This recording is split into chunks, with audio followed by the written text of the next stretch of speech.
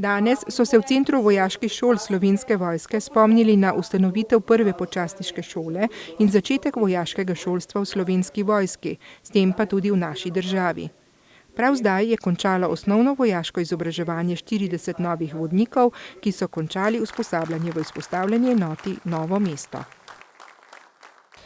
Prehodili so kar pestro pot in iz vojakov bodo danes postali podčastniki. Mi v žargonu povemo, da jih ne bomo danes oblekli samo v službeno novo uniformo, ampak smo iz vojakov naredili nove podčastnike v Slovenski vojski. Nekateri bodo ostali v istih enotah, kjer so že delali, večinoma pa se bodo usposabljali še naprej. Pri usposabljanju je osnovna šola za podčastnike, katera ima svoj program in ga izvaja v celoti. Podčastniki oziroma bodoči podčastniki prihajajo iz poveljstvene enote Slovenske vojske in po končanem osnovnem vojaškem izobraževanju in usposabljanju bodo nadaljevali specialistično vojaško izobraževanje in usposabljanje, ker njihovo temeljno poslanstvo je, da postanejo poveljniki oddelkov, voditelji in da bodo vojaški voditelji in da bodo lahko samostojno v posameznih specialnostih vojaških rodov tudi upravljali svoje naloge. Med vsemi, ki so danes zaključili šolanje, je tudi vodnik Hren, ki je postal najboljši slušatelj. Prejel je zlato plaketo. Njegova pot iz vojaških vod v počastniške vode pa je trajala dolgo. 8 let v vojski in se začne z samim vojaškim delom.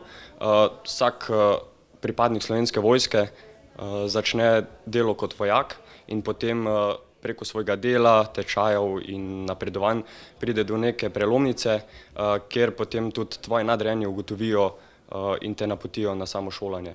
Potem opraviš neke formalnosti in neke preizkušnje pred samim vstopom v šolo in potem nadaljuješ pot, se pravi te 3 mesece na šoli in če uspešno zaključiš, si potem sprejet v počastniške vode.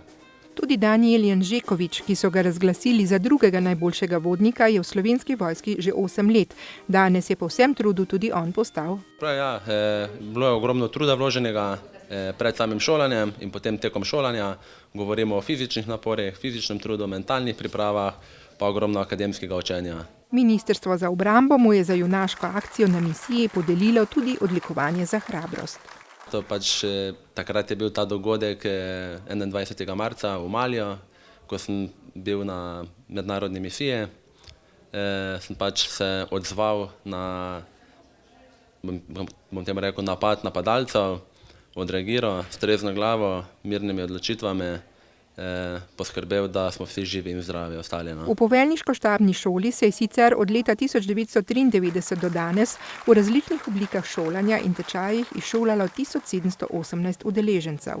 V šoli za častnike se je od istega leta izšolalo 1825 častnikov, od leta 1991 pa v šoli za počastnike 5258 udeležencev.